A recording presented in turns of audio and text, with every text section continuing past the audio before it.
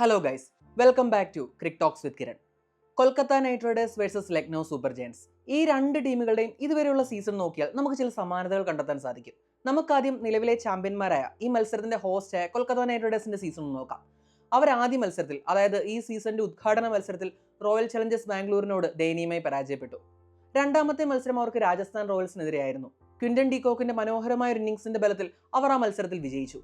പിന്നീട് അടുത്ത മത്സരം മുംബൈക്കെതിരെ വാങ്കഡയിൽ, അത് വീണ്ടും ദയനീയമായി പരാജയപ്പെട്ടു. അത് കഴിഞ്ഞ് നാലാമത്തെ മത്സരം കഴിഞ്ഞ സീസണിലെ റണ്ണേഴ്സപ്പായ സൺറൈസേഴ്സ് ഹൈദരാബാദിനെതിരെ. അത് വളരെ മികച്ച രീതിയിൽ തന്നെ ഗെയിമിന്റെ എല്ലാ ഫേസസും ഡോമിനേറ്റ് ചെയ്തുകൊണ്ട് വിജയിക്കാൻ അവർക്കായി. 4 മത്സരങ്ങളിൽ നിന്ന് 2 വിജയത്തോടെ പോയിന്റ് ടേബിളിൽ 5ാം സ്ഥാനത്താണ് അവർ. ഇനി ലക്നൗ സൂപ്പർ ജയൻസിന്റെ കാര്യം നോക്കിക്കഴിഞ്ഞാൽ അവർ ആദ്യത്തെ മത്സരത്തിൽ ഡൽഹി ക്യാപിറ്റൽസിനോട് പരാജയപ്പെട്ടു. രണ്ടാമത്തെ മത്സരത്തിൽ സൺറൈസേഴ്സിനെ തോൽപ്പിച്ചു. മൂന്നാമത്തെ മത്സരത്തിൽ പഞ്ചാബ് കിങ്സിനോട് പരാജയപ്പെട്ടു. നാലാമത്തെ മത്സരത്തിൽ മുംബൈ ഇന്ത്യൻസിനെ തോൽപ്പിച്ചു. അവർക്കും 4 കളികളിൽ നിന്ന് 2 വിജയമാണുള്ളത്. പോയിന്റ് ടേബിളിൽ 6ാം സ്ഥാനത്ത്. ഇനി ഇന്നത്തെ മത്സരത്തിലേക്ക് വരുമ്പോൾ ഈഡൻ ഗാർഡൻസിലാണ് മത്സരം. കൊൽക്കത്ത നൈറ്റ് റൈഡേഴ്സിന്റെ കാര്യം പറഞ്ഞാൽ അവർക്ക് കഴിഞ്ഞൊരു മത്സരം ഒരു മികച്ച പ്രതീക്ഷയാണ് നൽകിയത്. KKR SRH മത്സരത്തിന് മുമ്പ് നമ്മൾ ചെയ്ത പ്രിവ്യൂ വീഡിയോയിൽ KKRന് ഒരുപാട് ചോദ്യങ്ങളുടെ ഉത്തരം കണ്ടെത്താനുണ്ടെന്ന് ഞാൻ പറഞ്ഞിരുന്നു. അതിലേറ്റവും പ്രധാനപ്പെട്ടതായിരുന്നു അവരുടെ മിഡിൽ ഓർഡർ ബാറ്റേഴ്സിന്റെ ഫോം ഔട്ട്. എന്നാൽ സൺറൈസേഴ്സിനെതിരെയുള്ള മത്സരത്തിൽ അവരുടെ മിഡിൽ ഓർഡർ മികച്ച രീതിയിലാണ് കളിച്ചത്. വെങ്കടേഷ് അയ്യരും റിങ്കു സിംഗും ചേർന്നുള്ള പാർട്ണർഷിപ്പ് മത്സരത്തിന്റെ വിധി തന്നെ മാറ്റിമറിച്ചു. അതായത് ഈഡൻ ഗാർഡൻസിലെ കുറച്ച് ടാക്കി ആയിട്ടുള്ള, കുറച്ച് ഗ്രിപ്പിംഗ് ആയിട്ടുള്ള ഒരു സർഫസ് ആയിരുന്നു. ആ സർഫസിൽ ആദ്യ ഇന്നിംഗ്സിൽ 200 പോലൊരു ടോട്ടൽ സെറ്റ് ചെയ്തപ്പോൾ തന്നെ അവർ മത്സരം ഏതാണ്ട് വിജയിച്ചു കഴിഞ്ഞിരുന്നു. പിന്നീട് അവർ സൺറൈസേഴ്സിനെ വരിഞ്ഞു മുറുക്കി. അപ്പോൾ ഞാൻ നേരത്തെ പറഞ്ഞതുപോലെ അവരുടെ മിഡിൽ ഓർഡർ റൺസ് കണ്ടെത്താൻ തുടങ്ങി. പവർ പ്ലേയിൽ വൈഭവ് അറോറയും ഹർഷിത് റാണയും ചേർന്ന് മികച്ച പ്രകടനമാണ് നടത്തിയത്. പിന്നീട് മിഡിൽ ഓവേഴ്സ് വന്നപ്പോൾ വരുൺ ചക്രവർത്തിയും സുനിൽ നരേനും ചേർന്ന് എതിരാളികളെ റെസ്ട്രിക്ട് ചെയ്തു. അങ്ങനെ നോക്കിക്കഴിഞ്ഞാൽ KKRന് വളരെ മികച്ചൊരു മത്സരം തന്നെയായിരുന്നു അത്.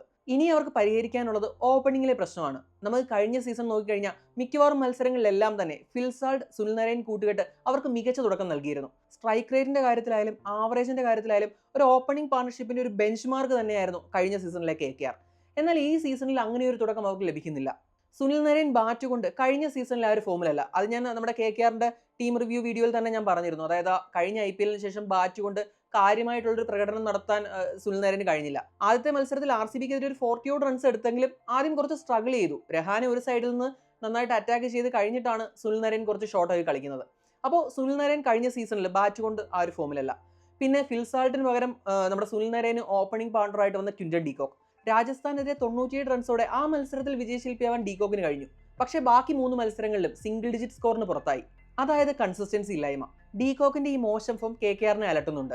പിന്നെ അവരുടെ മിഡിൽ ഓർഡറിലേക്ക് നോക്കിക്കഴിഞ്ഞാൽ നമ്മുടെ രഘുവംശി ആയാലും രഹാനെ ആയാലും ഫോമിലാണ്. കഴിഞ്ഞ മത്സരത്തിൽ വെങ്കടേഷ് അയ്യരും റിങ്കു സിംഗ് റൺസ് കണ്ടെത്തി കഴിഞ്ഞു.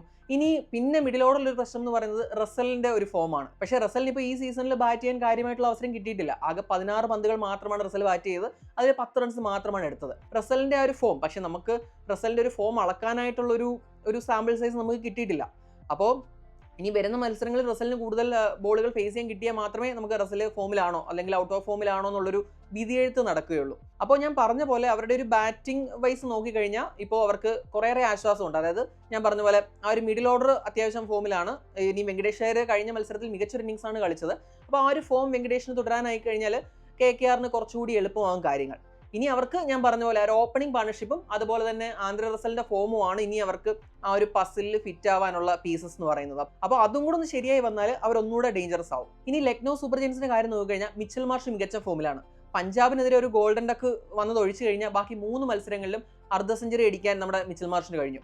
ഇനി മാർഷ് ഔട്ടായ മത്സരത്തിൽ മാർക്രം അത്യാവശ്യം നന്നായിട്ട് കളിച്ചു. അതുപോലെ തന്നെ നിക്കോളാസ് പൂറാൻ നല്ല ഫോമിലാണ്. ഇപ്പോൾ ഇത് നിലവിൽ ഓറഞ്ച് ക്യാപ്പ് നമ്മുടെ നിക്കോളാസ് പൂറാന്റെ തലയിലാണ്. മികച്ച രീതിയിൽ മികച്ച സ്ട്രൈക്ക് റേറ്റിലാണ് കളിക്കുന്നത്. അതുപോലെ തന്നെ ആയുഷ് ബഡോണി ആയാലും ഡേവിഡ് മില്ലർ ആയാലും ഒരു മികച്ച കോൺട്രിബ്യൂഷൻ, അതായത് അവരുടേതായ രീതിയിലുള്ള കോൺട്രിബ്യൂഷൻസ് ലക്നൗ സൂപ്പർ ജയൻസിന് നൽകുന്നുണ്ട്. ഇനി അവരുടെ ബാറ്റിംഗ് ഓർഡറിലെ ഇഷ്യൂ എന്ന് പറയുന്നത് ഋഷഭ് പന്തിന്റെ ഫോമാണ്. 27 കോടി രൂപ കൊടുത്ത് വാങ്ങിയ പ്ലെയർ ആണ് ഋഷഭ് പന്ത്. കൂടാതെ ടീമിന്റെ ക്യാപ്റ്റനുമാണ്. 27 കോടി കൊടുത്തെങ്കിലും ഈ 4 മത്സരങ്ങളിൽ നിന്ന് 27 റൺസ് പോലും തേക്കാൻ ടോട്ടൽ 27 റൺസ് പോലും തേക്കാൻ ഋഷഭ് പന്തിന് കഴിഞ്ഞിട്ടില്ല. അപ്പം പന്തിന്റെ ഒരു മോശം ഫോമാണ് നമ്മുടെ ലക്നൗ സൂപ്പർ ജയൻസിനെ അലട്ടുന്ന ഏറ്റവും വലിയൊരു വിഷയം. പന്ത് കൂടി ഫോമിൽ എത്തിക്കഴിഞ്ഞാൽ അവരുടെ ബാറ്റിംഗ് ഓർഡറും ഓൾമോസ്റ്റ് സെറ്റാണ്. കാരണം ബാക്കി എല്ലാ സൈഡിൽ നിന്നും അത്യാവശ്യം കോൺട്രിബ്യൂഷൻസ് വരുന്നുണ്ട്. ഇനി ആ പന്തിന്റെ ആ ഒരു ഫോം കൂടെയാണ് അവർ നേരിടുന്നത്. നമുക്കിപ്പം KKRന്റെ ഓപ്പണിംഗ് ബാറ്റേഴ്സിന്റെ പ്രശ്നം പറഞ്ഞ പോലെയാണ് ഇവിടെ നമുക്ക് മിഡിൽ ഓർഡറിൽ ഋഷഭ് പന്തിന്റെ ആ ഒരു ഫോം എന്ന് പറയുന്നത്. അപ്പോൾ അതൊന്ന് സെറ്റ് ആയി കഴിഞ്ഞാൽ ലക്നൗവിന്റെ ബാറ്റിംഗ് ഓർഡർ ഒന്നുകൂടെ മികച്ചതാവും. ഇനി ബോളിംഗ് ഡിപ്പാർട്ട്മെന്റ് നോക്കിക്കഴിഞ്ഞാൽ one of the most inexperienced bowling unit എന്ന് നമുക്ക് വിശേഷിപ്പിക്കാൻ സാധിക്കുന്ന ഒരു ബോളിംഗ് യൂണിറ്റ് ആണ് LSGയുടേത്. ഇപ്പോൾ അവർ റിട്ടൈൻ ചെയ്ത മയങ്ക് യാദവ് ഇതേവരെ കംപ്ലീറ്റ്ലി ഫിറ്റ് ആയിട്ടില്ല. അതുപോലെ തന്നെ മൊഹസിൻ ഖാൻ റൂൾഡ് ഔട്ട് ആയി. പകരം റീപ്ലേസ്മെന്റ് ആയിട്ട് വന്ന ഷർദുൽ താക്കൂർ നന്നായിട്ട് കളിച്ചു. പിന്നെ അതുപോലെ തന്നെ ആകാശ് ദീപ്, ആവേശ് ഖാനൊക്കെ ഇഞ്ചുറി ഇഷ്യൂസ് ആയിരുന്നു. പിന്നെ അവർ കഴിഞ്ഞ മത്സരങ്ങളിലായിട്ട് തിരികെ വന്നു. ആവേശ് ഖാൻ എന്നാലും നല്ല എക്സ്പെൻസീവ് ആണ്. അപ്പം ബോളിംഗ് യൂണിറ്റിൽ കുറച്ച് പ്രശ്നങ്ങളുണ്ട്. പിന്നീട് അവർ റീറ്റെയിൻ ചെയ്ത രവി ബിഷ്ണോയ്. അപ്പോൾ ഈ സീസൺ നോക്കിക്കഴിഞ്ഞാൽ ഏറ്റവും വേസ്റ്റ് ഫിഗേഴ്സ് ഉള്ളത് രവി ബിഷ്ണോയ്ക്കാണ് ഇക്കോണമി വൈസ് നോക്കിക്കഴിഞ്ഞാൽ. അതായത് ഓൾമോസ്റ്റ് 10ന് മുകളിലാണ് എല്ലാ മത്സരങ്ങളിലും നന്നായിട്ട് അടി വാങ്ങുന്നുണ്ട്. അതായത് കഴിഞ്ഞ മത്സരത്തിന് മുമ്പ് രവി ബിഷ്ണോയ് മിഡിൽ ഓർഡറിൽ ഏകദേശം 12 റൺസ് വെച്ച് വിട്ടുകൊടുക്കുന്നുണ്ടായിരുന്നു. അതായത് അവരുടെ ഒരു പ്രീമിയം സ്പിന്നറെ സംബന്ധിച്ച് വേസ്റ്റ് ഫിഗറാണ്. ഇപ്പോൾ ഈ റൺസ് കൊടുക്കുന്നതിൽ സെക്കൻഡ് ഉണ്ടായിരുന്ന ജഡേജ ഏകദേശം 8.3 എന്തോ ആണ് വിട്ടുകൊടുത്തുകൊണ്ടിരുന്നത്. അപ്പോൾ നോക്കണം, ഒരു 4 റൺസിന്റെ വ്യത്യാസമുണ്ട്. അപ്പോൾ രവി ബിഷ്ണോയ് മോശം ഫോമിലാണ്. ഇത് അവരെ ഒരു പരിധിയിൽ കൂടുതൽ അഫക്ട് ചെയ്യാത്തതിന് കാരണം ദിഗ്വേഷ് ഷൃതിയുടെ മികച്ച ഫോമാണ്. നമ്മുടെ നോട്ട്ബുക്ക് സെലിബ്രേഷൻ ഒക്കെ ചെയ്യുന്ന ദിഗ്വേഷ് വളരെ മികച്ച ഫോമിലാണ് കളിക്കുന്നത്. കഴിഞ്ഞ മത്സരങ്ങളിലെല്ലാം ഒരുപാട് റൺസ് വിട്ടുകൊടുക്കാതെ വിക്കറ്റ് നേടാൻ ദിഗ്വേഷിനായിട്ടുണ്ട്. അങ്ങനെ കഴിഞ്ഞ മത്സരത്തിൽ മാൻ ഓഫ് ദ മാച്ച് ആവാനും ദിഗ്വേഷിന് കഴിഞ്ഞു. അപ്പോൾ ദിഗ്വേഷിന്റെ ഫോമാണ് ഇവർക്ക് പ്രതീക്ഷ നൽകുന്ന ഒരു ഫാക്ടർ എന്ന് പറയുന്നത്. അപ്പം ബിഷ്ണോയും കൂടി ഫോമിൽ എത്തിക്കഴിഞ്ഞാൽ അവരൊന്നുകൂടി സ്ട്രോങ് ആവും. പ്രത്യേകിച്ച് ഈഡൻ ഗാർഡൻസിൽ ഇപ്പോൾ സ്പിന്നെ തുടങ്ങുന്ന പിച്ചായിരിക്കും വരിക. കഴിഞ്ഞ മത്സരത്തിലെ പിച്ചാണെങ്കിൽ സ്പിന്നെ തുടങ്ങുന്ന പിച്ചായിരിക്കും. അപ്പോൾ അത് മാക്സിമം യൂട്ടിലൈസ് ചെയ്യണമെങ്കിൽ ദിഗ്വേഷിന്റെ കൂടെ തന്നെ അവരുടെ പ്രീമിയം സ്പിന്നറായ രവി ബിഷ്ണോയും കൂടെ ഫോമിലേക്ക് ഉയരേണ്ട ആവശ്യമുണ്ട്. അപ്പോൾ അങ്ങനെയൊക്കെയാണ് LSGയുടെ കാര്യങ്ങൾ. ഇനി പിച്ചിന്റെ കാര്യത്തിലേക്ക് വന്നാൽ കഴിഞ്ഞ KKR സൺറൈസേഴ്സ് മത്സരത്തിലെ പോലെ തന്നെ ഉള്ള പിച്ചായിരിക്കും ഈ മത്സരത്തിനും ഒരുങ്ങാൻ സാധ്യത. അതായത് സ്പിന്നിനെ തുടങ്ങുന്ന പിച്ച്. അപ്പോൾ കഴിഞ്ഞ മത്സരം നോക്കിക്കഴിഞ്ഞാൽ ഒരു കുറച്ച് സ്റ്റിക്കി ആയിട്ടുള്ള, കുറച്ച് പന്ത് ഗ്രിപ്പ് ചെയ്യുന്ന ഒരു പിച്ചായിരുന്നു ഈഡൻ ഗാർഡൻസിൽ ഉണ്ടായിരുന്നത്.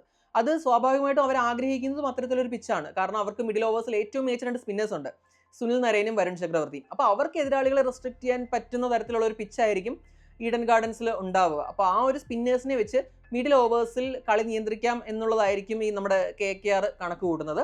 അപ്പോൾ ഞാൻ പറഞ്ഞ പോലെ കഴിഞ്ഞ മത്സരത്തിലേതുപോലെ തന്നെ ഒരു സ്റ്റിക്കി ആയിട്ടുള്ള, ഗ്രിപ്പിംഗ് ആയിട്ടുള്ള ഒരു പിച്ച് തന്നെ ആയിരിക്കും വരാൻ സാധ്യത. ഇനി പ്രഡിക്റ്റഡ് പ്ലേയിങ് 12 നോക്കുകയാണെങ്കിൽ കൊൽക്കത്ത നൈറ്റ് റൈഡേഴ്സിന് കഴിഞ്ഞ മത്സരം വിജയിച്ച ടീമിൽ നിന്ന് ചേഞ്ചസ് ഉണ്ടാവാൻ സാധ്യതയില്ല. ഇപ്പം ഞാൻ പറഞ്ഞ പോലെ നമ്മുടെ ഡീകോക്ക് 4 മത്സരങ്ങളിൽ 3 മത്സരങ്ങളും ഫെയിലായി. അപ്പോൾ അവരുടെ ബെഞ്ചിൽ റഹ്മാനുള്ള ഗുർബാസ് ഉണ്ട്. അപ്പോൾ ഉടനെ നമ്മൾ ഡീകോക്കിനെ റീപ്ലേസ് ചെയ്തുകൊണ്ട് ഗുർബാസിനെ അവർ കൊണ്ടുവരുമോ എന്ന കാര്യത്തിൽ ഉറപ്പില്ല. അപ്പോൾ അവർക്ക് അതൊരു ഓപ്ഷനാണ്. ഇപ്പം 3 മത്സരങ്ങളിൽ ഫെയിലായി, വേണമെങ്കിൽ ഗുർബാസിനെ കൊണ്ട് ഡീകോക്കിനെ റീപ്ലേസ് ചെയ്യിക്കാം. ലൈക്ക് ഫോർ ലൈക്ക് റീപ്ലേസ്മെന്റ് ആണ്.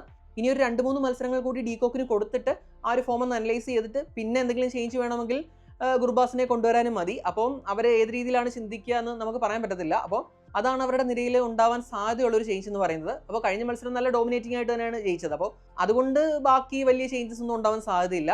ഇനി ലക്നൌവിൻ്റെ കാര്യം പറഞ്ഞു കഴിഞ്ഞാൽ ലക്നൌവിന് ഒരു സ്പിന്നറുടെ കൂടെ അധികം വേണമെങ്കിൽ, അപ്പോൾ സ്പിന്നേഴ്സിനെയും കൊണ്ടുവരണമെങ്കിൽ നമ്മുടെ ഒന്ന് മണിമാരൻ സിദ്ധാർത്ഥ് ഉണ്ട്, ഷഹബാസ് അഹമ്മദ് ഉണ്ട്. അപ്പോൾ അബ്ദുൾ സമദിന് പകരം വേണമെങ്കിൽ ഇവർ രണ്ടിൽ ആരെങ്കിലും ഒരാളെ ട്രൈ ചെയ്യാം. ഇനി കുറച്ചുകൂടെ ബാറ്റിംഗ് കൂടെ നോക്കണമെങ്കിൽ ഷഹബാസ് അഹമ്മദിനെ കൊണ്ടുവരാം. അതല്ലാതെ അവിടെയും വലിയ ചേഞ്ചുകൾക്ക് സാധ്യത കാണുന്നില്ല കഴിഞ്ഞ മത്സരത്തെ അപേക്ഷിച്ച് നോക്കിയാൽ. ഇനി players to watch out for. LSGയുടെ നിരയിൽ നിന്ന് നിക്കോളാസ് പുറാൻ. അത് പറയാനൊരു കാരണമുണ്ട്. ഇപ്പം ഞാൻ പറഞ്ഞ പോലെ സ്പിൻ പിച്ച് ആയിരിക്കും മിക്കവാറും ഈഡൻ ഗാർഡൻസിൽ ഉണ്ടാവുക എന്ന് പറഞ്ഞു. LSG നിരയിൽ ഏറ്റവും നന്നായിട്ട് സ്പിൻ കൈകാര്യം ചെയ്യുന്നത് നിലവിൽ നിക്കോളാസ് പുറാനാണ്. അപ്പം ഈ ഒരു സീസൺ നോക്കിക്കഴിഞ്ഞാൽ 200+ സ്ട്രൈക്ക് റേറ്റിലാണ് നിക്കോളാസ് പുറാൻ സ്പിന്നേഴ്സിനെതിരെ സ്കോർ ചെയ്യുന്നത്. എന്നാൽ നമ്മുടെ ഒരു ഹിസ്റ്ററി നോക്കുകയാണെങ്കിൽ നമ്മുടെ നരൈനെതിരെ നിക്കോളാസ് പുറാൻ സ്ട്രഗിൾ ചെയ്തിട്ടുണ്ട്. അപ്പോൾ ആ ഒരു സ്പിന്നിനെ തുണയ്ക്കുന്ന പിച്ചിൽ നിക്കോളാസ് പുറാൻ എങ്ങനെയായിരിക്കും നമ്മുടെ KKRന്റെ ഒരു പ്രീമിയം സ്പിന്നേഴ്സിനെ നേരിടുക എന്നത് ഞാൻ ഉറ്റുനോക്കുന്ന ഒരു ബാറ്റിലാണ്.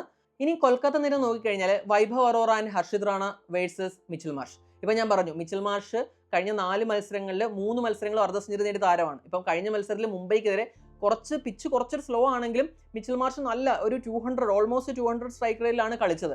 അപ്പോൾ എങ്ങനെയായിരിക്കും വൈഭവ് അറോറ ആൻഡ് ഹർഷിത് റാണ ഈ നമ്മുടെ ഹൈ ഫ്ലൈയിങ് ആയിട്ടുള്ള മിച്ചൽ മാർഷിനെ തടുത്തു നിർത്താൻ പോകുന്നത്? അത് ഞാൻ കാണാൻ കാത്തിരിക്കുന്ന കോൺടെസ്റ്റ് ആണ്. അപ്പോൾ കഴിഞ്ഞ മത്സരത്തിൽ വൈഭവ് അറോറയും ഹർഷിത് റാണയും ചേർന്നാണ് നമ്മുടെ SRHന്റെ ടോപ്പ് ഓർഡറിനെ തകർത്തത്. അതുകൊണ്ടാണ് വളരെ വലിയൊരു വിജയം KKRന് കഴിഞ്ഞ മത്സരത്തിൽ കിട്ടിയത്. അതുപോലെ ഈ മത്സരത്തിലും അവർക്ക് അങ്ങനെ ഒരു എയർലി ഇൻറോഡ്സ് ഉണ്ടാക്കാൻ സാധിക്കുമോ എന്നത് ഞാൻ നോക്കിക്കാണുന്ന ഒന്നാണ്. നിങ്ങൾക്ക് എന്താണ് തോന്നുന്നത്? ഇന്നത്തെ മത്സരത്തിൽ ആരായിരിക്കും വിജയിക്കുക? കൊൽക്കത്ത നൈറ്റ് റൈഡേഴ്സ് ആയിരിക്കുമോ അതോ ലക്നൗ സൂപ്പർ ജയൻസോ? നിങ്ങളുടെ അഭിപ്രായം കമന്റ് ചെയ്യുക. അടുത്തൊരു വീഡിയോയുമായി ഉടൻ തന്നെ കാണാം. Thanks for watching Cric Talks with Kiran.